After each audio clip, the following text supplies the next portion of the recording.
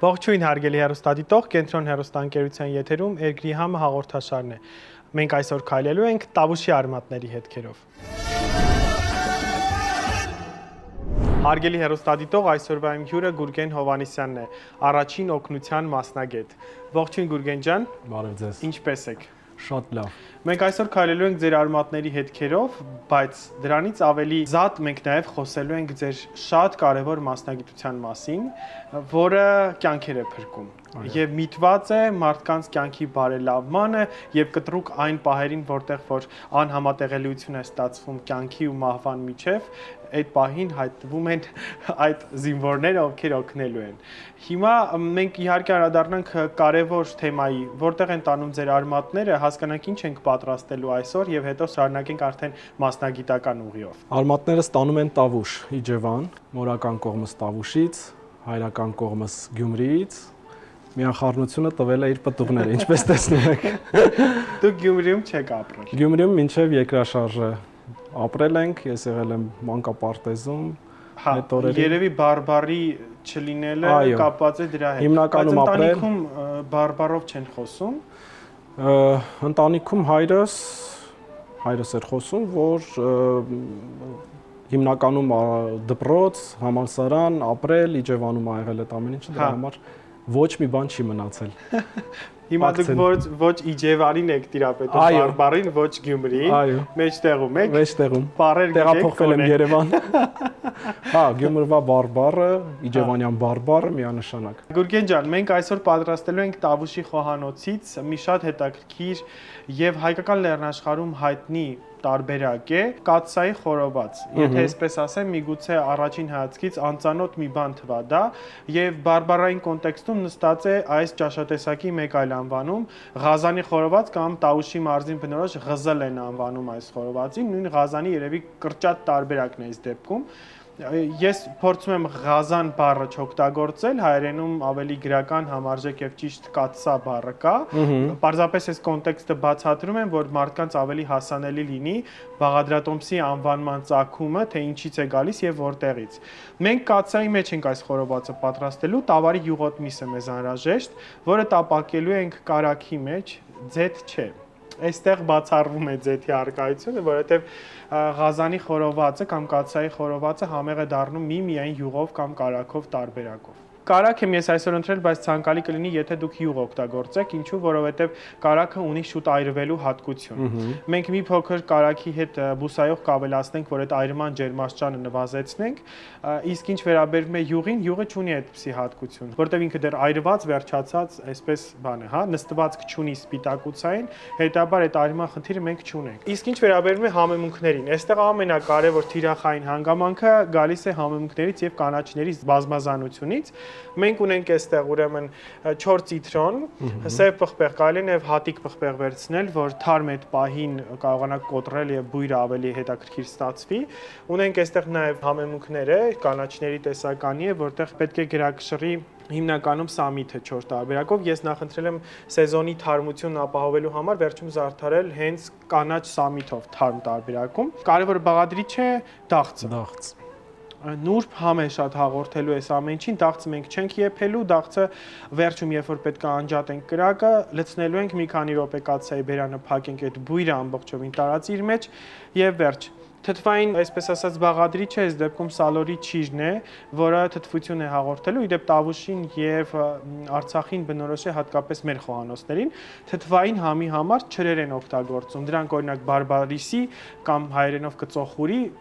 ճիրն է, լոռամիրգը, այս դեպքում նաեւ սալորաճիրը, որոնք որ հետաքրքիր նյուանս են, ինչու՞ չէ նաեւ մասրի ջուր են շատ օգտագործում կամ մասուր հենց չորացված։ Այնպես որ հաճելի եւ հետաքրքիր բաղադրատոմս է կարծում եւ շատ համեղ։ Պրոֆեսիոնալ։ Ես առաջարկում եմ ընդհատել եւ իհարկե մեր խոսակցությունը շարունակել ու աշխատել։ Այո։ Հարգելի հեռուստադիտող, մենք վերադարձանք եւ անցնում ենք բուն մեր աշխատանքին։ ինչ ենք անելու ի սկզբանե, այստեղ ունենք խաշված տավարի միս, որը պետք է մի փոքր մանրացնել այս դեպքում, որովհետև էլի ես խոշոր եմ թողել։ Ինչու, որովհետև խաշելուց առաջ իր ջրային մասան դուրս է գալիս, հետեւաբար մեծ կտորը սկսում է փոքրանալ եւ քաշվել, հա, ժողովրդական լեզվով ասված տարբերակում։ Հետեւաբար մենք իրեն ուղակի բաժանելու ենք եւս մեկ մասի, դառնա 2 կտոր այս դեպքում։ Իհարկե կանաչիներն ենք մանրելու, վերջում հավանգի մեջ պետք է իրենց ծեծել, որպեսզի այդ համային համեմունքային բազան ամբողջացվի։ Ես առաջարկում եմ միսը կտրատենք եւ զրուցենք իհարկե նախ ձեր մասնագիտությունից, որտեղ եք դուք անցել եւ հասել։ Քանի որ առաջին մասնագիտությամբ նախքան մեր առաջնային խոսակցությանը գիտեմ, որ մաթեմատիկ։ Մաթեմատիկ, ինֆորմատիկ, Երևանի պետական համալսարանն եմ ավարտել, մասնակցել եմ առաջին օգնության դասընթացի, հրահանգչային դասընթացների, որից հետո Ինչից որոշեցիք, որ պետք է գնայիք ու հրահանգիչ դառնայիք։ Սկսեցի կամավորությունից, Կարմիր խաչում սկսեցի կամավորություն անել Իջևանում։ Եվ այդ ամեն ինչը շարունակվեց, կարելի ասել, հավերժ։ Լավ էր։ Որովհետև իմ կարծիքով ոչ բոլորն են կամավորություն անում, ոչ բոլորն են պատրաստ օգնել դիմացինին կամ կարիք ունեցող մարդկանց։ Ցուցանիշը բարձր է, մեր երկրում բոլորը փորձում են օգնել միանշանակ։ Եվ երբեմն խանգարում են, չէ՞։ Առաջին օգնություն ցուցաբերելու դեպքում նայած այդ օգնությունը ինչ ձև է։ Հաճախ հանդիպում է օգնության ձևեր, որոնք որ ավելի վնասում են, քան օգնում են։ Այսինքն մենք իրականում ունենք այդ էմպաթիան մարդուն օգնելու, հա, դժվարության, դժբախտության պահին, բայց մենք մի սահման չունենք, որտեղից անցնում ենք ու չենք զգում այդ սահմանը։ Օրինակ, օգնելու փոխարեն մեզ թվում է, թե մենք հոգեբանորեն մարդուն օգնում ենք, բայց այլ ինչ մենք ավելի հուզական դաշտ ենք ներս դնում, ու այդ հուզական դաշտով մարդուն տանում ենք ավելի վատ վիճակի մեջ, հա, այդ թաղումների ժամանակ, հա, սքո ժամանակ բացահայտ նկատելի երևույթ է, որ մենք տեսնում ենք, եւ վաղուց դա մեր մոտ արմատացած է, այնպես չի, նոր է ի հայտ եկել, եւ կամ օրինակ մարդը այս դեպքում խնդիր ունենում ուշագնացություն, բոլորը գիտեն ինչ անել, բայց իրականում բոլորը չգիտեն ինչ են անում։ Սխալ են անում։ Հա, բոլորը միանգամից լցվում են այդ դուժողի վրա, սկսում են ով ինչ գիտի անում, այո, ով ինչ լսել ու պատահմամբ, եթե ինչ-որ մեկի մոտ ինչ-որ բան ստացվել է, նա ֆիքսում է, որ դա այո, պիտի հենց այդպես էլ լինի բոլորի դեպքում։ Օրինակ ուշագնացին ոտքի հանել կանգնացնել։ Այո, կանգնացնել, ապտակել։ Ասում եմ քիչ այդ մարդը վերջին կրիտիկ պահերին, էլ ուղեղում արյուն չկա երևի գեներացված, որ ինքը ապրի։ Կանգնացնում են, որ լրիվ արյունը գնա ներքև ու վերջ։ Այդ տարբերակն է ստացվում։ Մեկ էլ քթային արյունահոսության դեպքում եմ հիշում, հենց քթից արյուն էր գալիս, բոլորը ասում են՝ «Վայ, գլուխը հետ գցեք, ոչ ինչ-որ sense տարբերակ է»։ Ասում եմ՝ «Մի րոպե, ժողովուրդ, նախ էս մարդու խեղդում եք այդ մեկ, երկրորդն էլ այդ դեպքում արյունը չի կտրվում»։ Հիմա կարծեմ հենց բանի կողմից, հա, Կարմիր խաչի կողմից հաստատված է, որ քթային արյունահոսության դեպքում պետք է գլուխը կախ պահել եւ սեղմել միջազգային ստանդարտներով գլուխը կախ ենք գցում, այսինքն արտաքին արյունահոսությունը չենք սարքում, չենք դարձնում ներքին արյունահոսություն,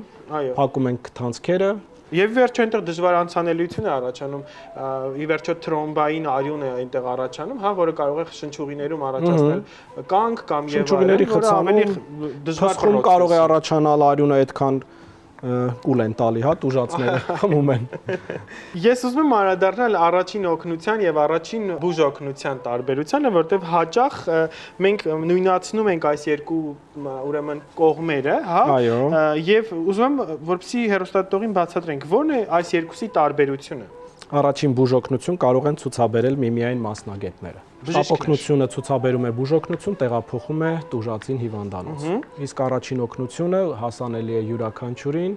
եւ ամեն մեկը կարող է ցուցաբերել առաջին օգնություն ձեռքի տակ եղած միջոցներով, առանց դեղահաբերի, ներարկումների, բժշկական սարքավորումների։ Հանգստացնել, դադարեցնել արյունահոսությունը, սառեցնել այրվածքը, հարմար դիրք տալ, պաշտպանել, անվտանգությունը ապահովել։ Այս ամեն ինչը մտնում է առաջին օգնության մեջ առանց դեղահաբեր օգտագործելու, որը կրկին տարածված երևույթ է։ Այս ճշմարտ դեղը մեր Անժիկին օգտվել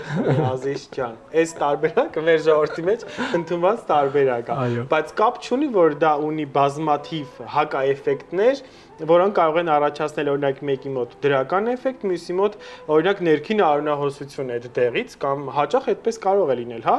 չգիտեմ, արյան ջրիկացման պատճառով եւ այլն եւ այլն։ Հետեւաբար երբեք ձեր ճնշման դեղը մի առաջարկեք դիմացին, անկախ նրանից նա 240 ճնշումով է թե 250։ Եթե ձեզ օգնում է մի դեղահաբը անկախ հիվանդությունից, դա չի նշանակում, որ բոլորին օգնում է այդ դեղահաբը, որովհետեւ մարդու օրգանիզմը ինդիվիդուալ է եւ ամեն ինչ չի որ կարելի է օգնել դրան։ Դուք բավականին իրազեկված եք առաջին օգնության Ես բժշկությունը շատ եմ սիրում։ Սկսենք այդտեղից։ Բայց մարդիկ կան որ սիրում են, բայց սխալ են գործում։ Կա այդպեսի բան։ Մարդիկ կան որ նույն քթի արյունահոսության դեպքում գլուխը կրկին հետ են տալիս, ուշագնացության դեպքում փորձում են նստացնել եւ սխալ այլ քայլեր։ Ես ուզում եմ անդրադառնանք մի հետաքրքիր։ Ես որոշել եմ, որ հարցեր տալու եմ ձեզ, դուք եք պատասխանելու, թե օրինակ խոհանոցային հատկապես խոհանոցային տարածքում տեղ ունեցող որոշակի դեպքերի ժամանակ ինչ կարելի անել։ Դա օրինակ շմոլ գազի արտահոսքի դեպքում է, մատը կտրելու հասարակ դեպքի մասին է,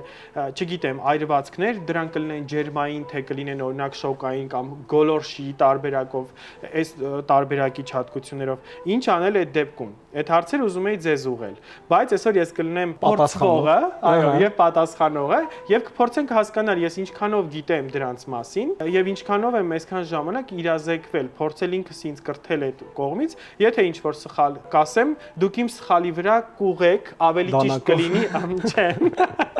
Ոչ եթերային բաներ է դանակով տարբերակը, եթերից հետո կարող ենք կանադառնանք հենց այդ ձևաչափով, դուք ինձ հարցերը կտաք, ես կպատասխանեմ եւ եթե ես սխալ պատասխանեմ, իմ սխալի վրա կշտկեք։ Այդ դեպքում հեռուստատիտողը ինձ թվում է ավելի հեշտ կընկալի սխալ եւ ճիշտ հարաբերակցությունը։ Դե ինչ ես պատրաստ եմ։ Սկսեցինք։ Պատրաստ եմ։ Ամենաթեթև եւ ամենատարածված վիճակներից եւ վնասվածքներից այրվածքները երևի։ Հենց գազը պետք է վարի այդ պահին։ Թավային է կպնում ձեռքը, մատերը։ Ինչ են անում այրվածքի ժամանակ։ Նախ տեսակները ըստ առաջացնող գործոնի լինում են ջերմային, տակառարկաների, հեղուկների, նույն գոլորշի հետևանքով։ Քիմիական նյութերի հետևանքով առաջացած, էլեկտրական եւ ճառագայթային։ Այո, մենք այստեղ կառնչվենք ավելի շատ ջերմային այրվածքի հետ։ Ինչ են խոհանոցում կարծում եմ նաև քիմիականի հետ։ Ես ասեմ ինչու է քիմիականը։ Օրինակ մակրող միջոցների բազմազանություն կա, որոնք որ ունեն բավական ակտիվ կոմպոնենտ քիմիական, որոնք որ ազդում են շնչուղիների, հատկապես ալերգիկ մարդկանց, ես տանել չեմ կարողանում այդ հեղուկ միջոցները, ինձ մոտ սկսում է օրինակ արցունքազատում, չգիտեմ, այնտեղ ստացվում է քոր եւ այլն եւ ձեռքերի մաշկի հետ կապված խնդիր։ Հետաբար երևի քիմիականից սկսեմ, քանի խոսել եմ քիմիականից։ Առաջին հերթին պետք է քիմիական միջոցների հետ նախ զերծ մնալ քիմիականից, փորձել գտնել բնական միջոցներ, որովհետեւ բազմաթիվ հայկական արտադրողներ կան, ովքեր բնական միջոցներ են արտադրում։ Եվ լավ մակրող միջոցներ իրականում կան բնականով։ Երկրորդ, եթե դուք գոնե չեք անում այդ բնական տարբերակը, պետք է օգտվել հիմնականում ձեռնոցների առկայությունից, շնչուղիները փակող հատուկ դիմակներ, անգամ ակնոց, որովհետև հատուկ շիթերը, եթե օրինակ մաքրելու ընթացքում ցայթում են աչքի մեջ, մենք գիտենք, որ թթվային հիմքերով հիմնականում լինում է այնպես, որ այրում են աչքը։ Հետաբար պաշտպանվածությունը լավ բան է, տունը մաքրելն էլ լավ բան է, երկուսը համատեղել, առողջարար օգտակարի հետ։ Մեկ լրացուցիչ հարց։ Այո։ Գերազանց էր պատասխանը։ Ես անցա։ Առաջի փուլը անցանք։ Ինչ ենք անում, եթե այնուամենայնիվ ակնոցը չի դրվել եւ այդ մաքրող միջոցը թռավ աչքին եւ աչքը ցավ, արդեն արցունք եւ այլն։ Առաջին բանը ինչպես անդրադառնանք այդ ամենակարևոր հարցին։ Պետք չի սկսել աչքը ինչ որ ձևով բանը մեխանիկական տրորման ենթարկել, պետք է ուղակի ջրի հոսող ջրի տակ լվանալ, որովհետև թթվայի դիրքը կողքի պետք է լինի աչքը կիսաբաց վիճակում։ Կիսաբաց առողջ աչքը։ Ես ոչ մի բան չեմ նայել, ես ասեմ դպրոցում ես ռազմագիտության առարկայի մեջ առաջին օգնության հետ կապված նյութերը ուղակի պաշտում էի եւ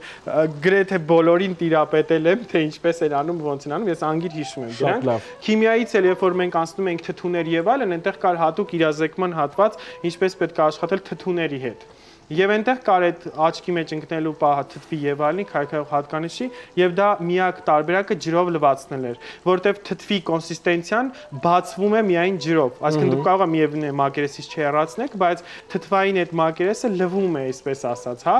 քչացնում է իր բաղադրատը։ վնասված աչքը ներքև, լվանում ենք այդ տարբերակով, որպեսզի նույն այդ նյութը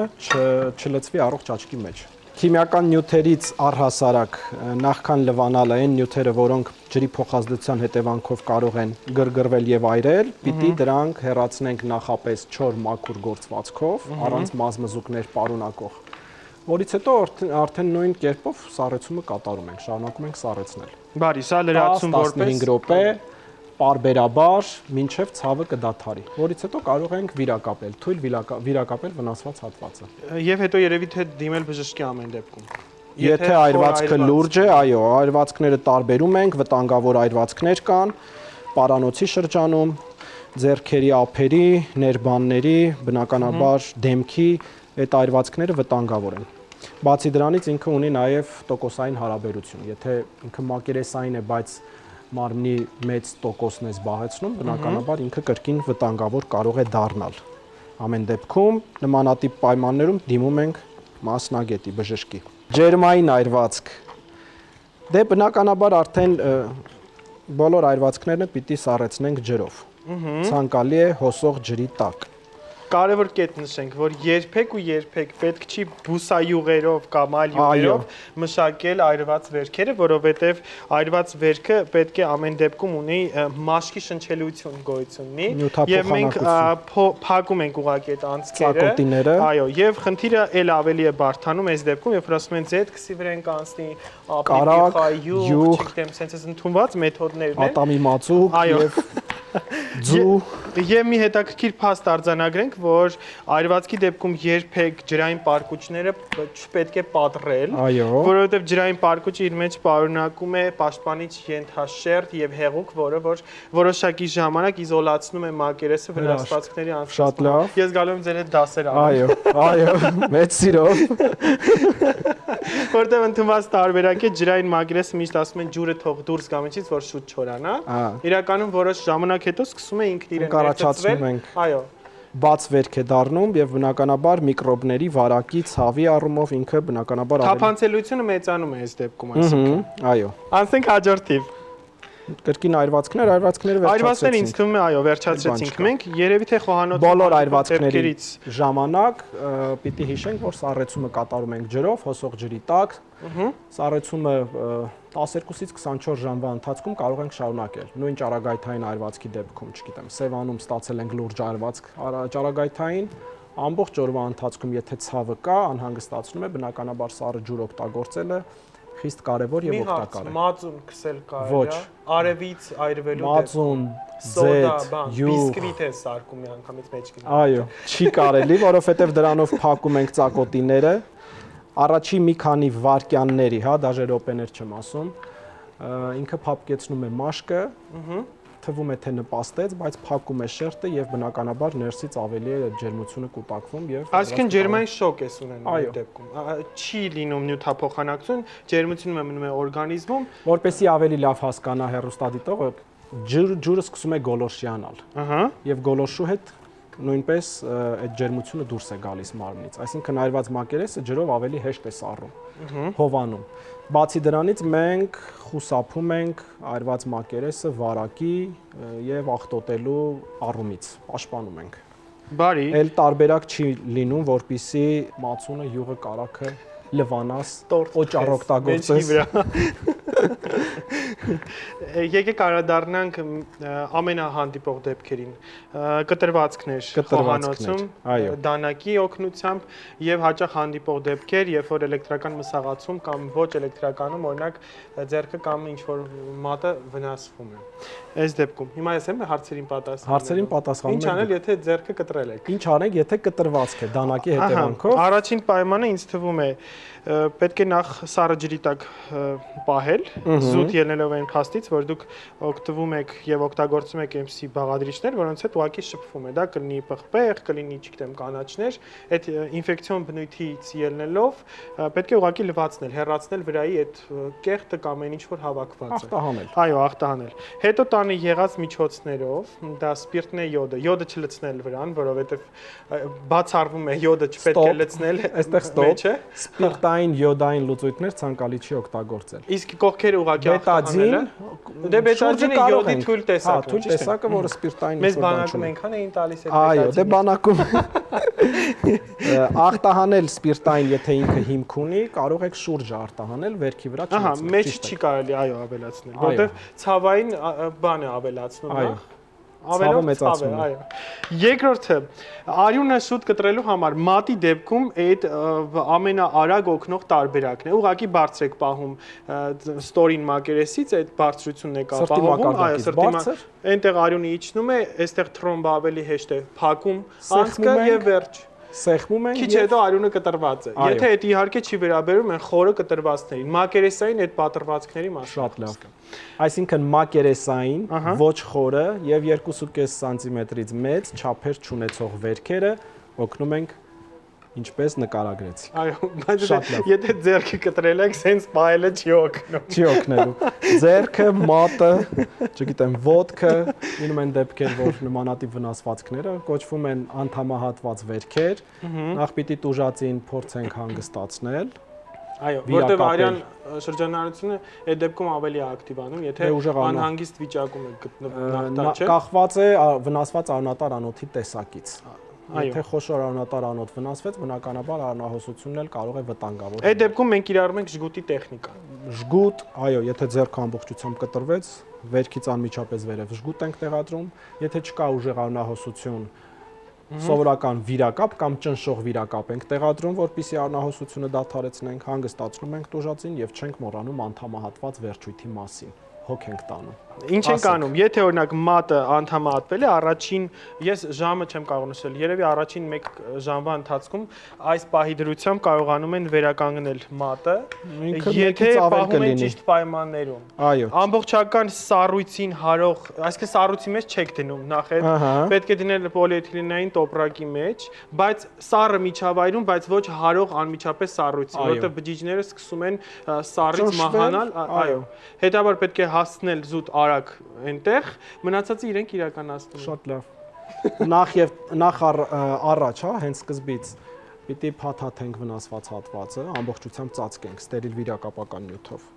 Հետո տեղադրենք պոլիէթիլենային տոպրակի մեջ, պաշտպանենք, հա, ինքը որպեսզի շուրջը հարող ինչ-որ առարկաներ իրեր չլինեն։ Տեղադրում ենք սառը ջրով սառցե կտորներով տարայի մեջ, նույն տոպրակի մեջ, ինքը կարա ծառայի եւ տեղափոխում ենք, այո, գրում ենք տուժածի անունը, ժամը, անդամահատման տեղափոխում ենք հիվանդանոց։ Նույն ժգուտի տեխնիկան է, այսինքն ժգուտը այդ լարանը դնելուց առաջ պետք է նշել ժամը, որովհետեւ եղանակային պայմաններից ելնելով դրանք տարբեր են, ամառ թե ձմեռ է, հաշվի առնելով այդ ֆակտորը պետք է նշել ժամահատվածը։ Եթե չեմ սխալվում, ամռանը արյան թողություն, այսինքն այդ ժգուտը թուլացնել բացելը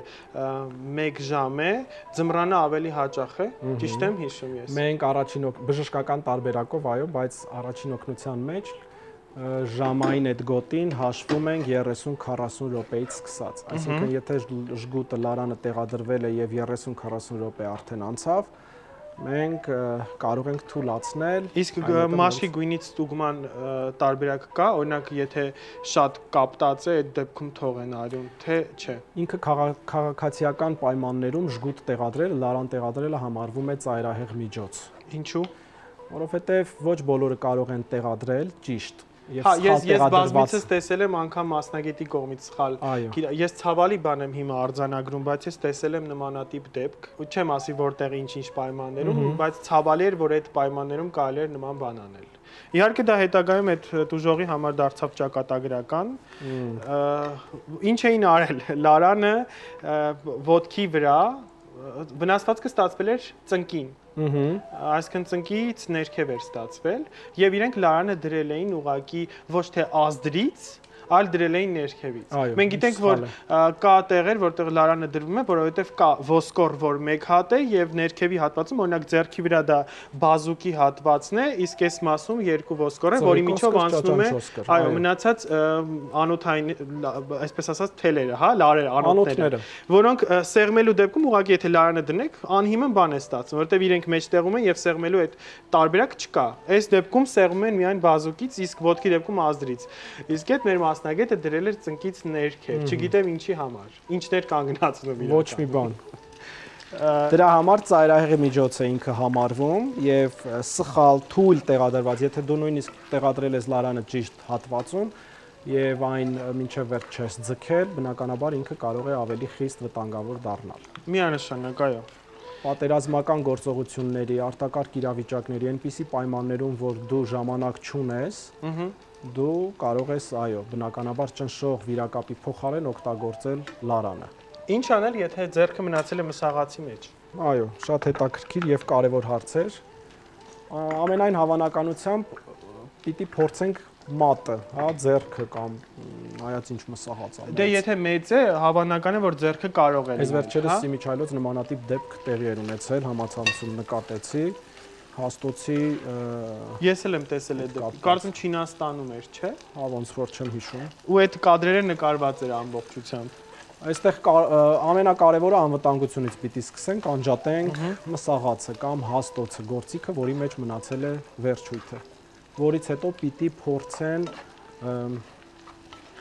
հետ պտտելու միջոցով կարողանան դուրս հանել վերջույթը, որովհետև Բայց երևի թե խորհուրդ տանք, որ իրենք չանեն այդ process-ը։ հա, չփորձեն, որովհետև ավելի բարդացնելու են եւ այն հյուսվածքները, որ կարելի է օրինակ վերականգնել, միգուցե էլ չստացվի, որովհետև կրկնակի մեխանիկական տրորման եք ենթարկում։ Այս դեպքում ավելի լավ է զանգել 911, գա հատուկ ծառայություն, կտրման կամ չգիտեմ այլ տեխնիկայով բացեն այդ ամբողջական սարքը եւ դրա այդտեղից ձեռքը անվնաս դուրս հանեն, հա, գոնե այնքանը որ պահպանվել է։ Կարծում լավագույն տարբերակը սա է։ Որովհետև բնականաբար կախված վերջույթի ինչ հատված է մնացել, հա, որքանն է ինքը վնասվել, բնականաբար հավելյալ լրացուցիչ գործողությունները, որ փորձեն դուրս բերեն, ինքը կարող է ազդել, ավելի վիճակը վատթարացնել։ Ես հիշեցնեմ այստեղ կներես Գուրգեն ջան, այստեղ հիշեցնեմ ինչ ենք արել։ Ուրեմն միսը տապակել եմ կարագի մեջ, հետաքրքիր բույր է այստեղ լցվել, տհալի բույր է գալիս, ղաուրմայի հոտ է գալիս։ Սալորաչիրը կտրատեցի, ավելացրեցի կարագի հետ տապակում եմ։ Մի փոքր հետո ես կավելացնեմ նաև ցիտրոնը 4 տարբերակում, եւ ես հիմա քեզ պետք է խնդրեմ, որ այն հավանգը ինձ փոխանցես։ Արիճիշտ դու կարես դա։ Հավանգի մեջ պետք է ավելացնել սև պղպեղը։ Դա կարող է լինել եւ այս միջին մանրված տարբերակով եւ կարող է լինել հենց հատիկ տարբերակով։ 4 կանաչիները հատկապես այս դեպքում սամիթ է ավելի գերակշռող տարբերակը եւ անանուխը խնդրեմ ամբողջությամբ լցրում է, չէ՞, այո։ Դա պետք է այն հավանգի հարիչի օգնությամբ կարողանանք իրեն ծեծել, հա, եւ հետո ավելացնելու ենք այս տապակված զանգվածի վրա։ Եվ միջև դա այդ process-ը կիրականացնես Գուրգեն ջան, ես ուզում եմ անդրադառնալ ամենակարևոր թեմաներից մեկին՝ շմոլ գազի արտահոսք։ Ամենակարևոր թեմաներից մեկն է, որ պետք է մարդ գոնե մինիմալ տարբերակով տիրապետի, թե ինչ պետք է անել այդ արտառոց պայմաններում, որովհետեւ շատ վտանգավոր տարբերակներից մեկն է, հա, որը հանդիպում է հատկապես խոհանոցային տարածքում եւ ընդհանրապես տանը։ Խոհանոցում, լոգարանում, այն բնակարաններում, որտեղ օդատարը չի գործում, հիմնականում նաեւ պատուհաններն են, հա, փակ պահում ձմեռվա ամիսներին։ Եվ բնականաբար տունը սխալ ջեռուցելու պայմաններում առաջանում է թերայրման հետևանքով շմոլ գազի կուտակում։ Նրա ամենավտանգավոր հատկությունը նա է, որ բացի թունավորումը քնկոտություն է առաջացնում, հասկին մարդը դառնում է ոչ իրավիճակին տիրապետ։ Այո։ Ինքն իրեն չի կարողանում օգնել, եթե կրիտիկ պահ է ասում։ Եթե, այո, գիտակցության խանգարում, քուն, Բուն process-ը եկեք բացատրենք, հա, ինչից է օրգանիզմում, երբ որ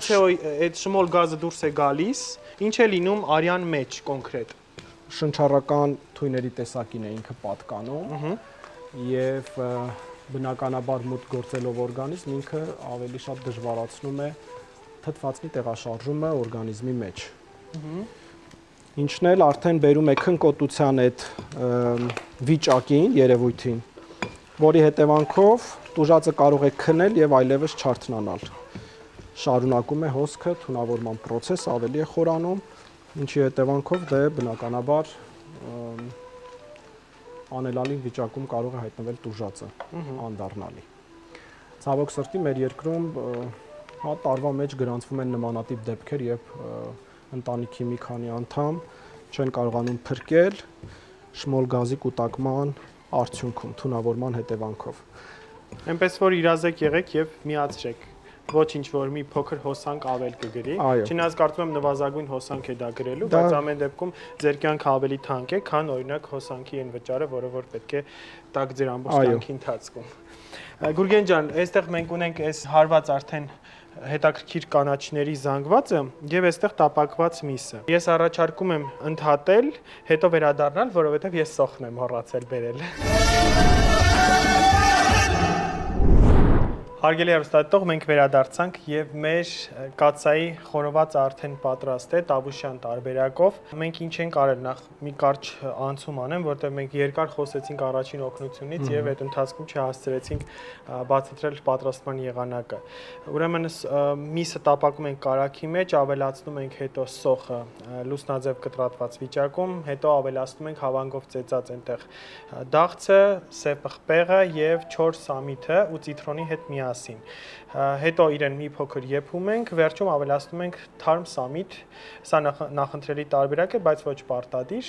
ու վայելում ենք։ Ես առաջարկում եմ այս պահին փորձել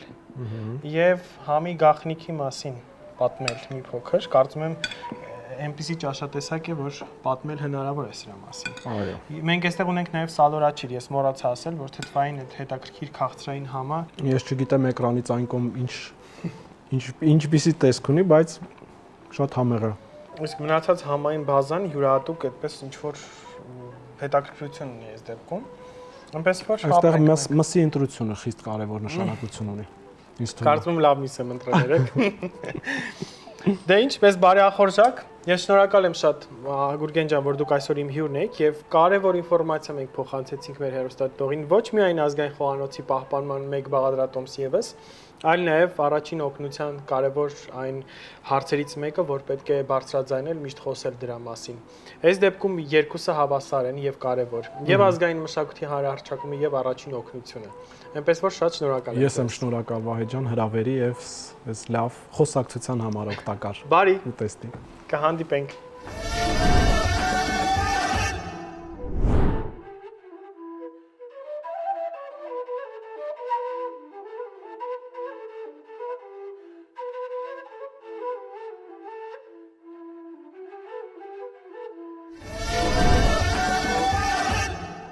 Մենք այսօր խոսեցինք երկու կարևոր բնագավառների մասին՝ ազգային խոհանոցի, նրա արմատների եւ առաջին օգնության մասին։ Հետեւաբար Գուրգենի հետ այսօրվա մեր զրույցը ստացված է, կարծում եմ, եւ կօգնի ձեզ ել ավելի զգոն լինել կյանքում եւ տիրապետել որոշակի հմտությունների։ Դե ինչ, ձեզ հետ էր Վահե Սեման, կհանդիպենք հաջորդ եթերին։ Հացն ու գինին, տեր կենթանին։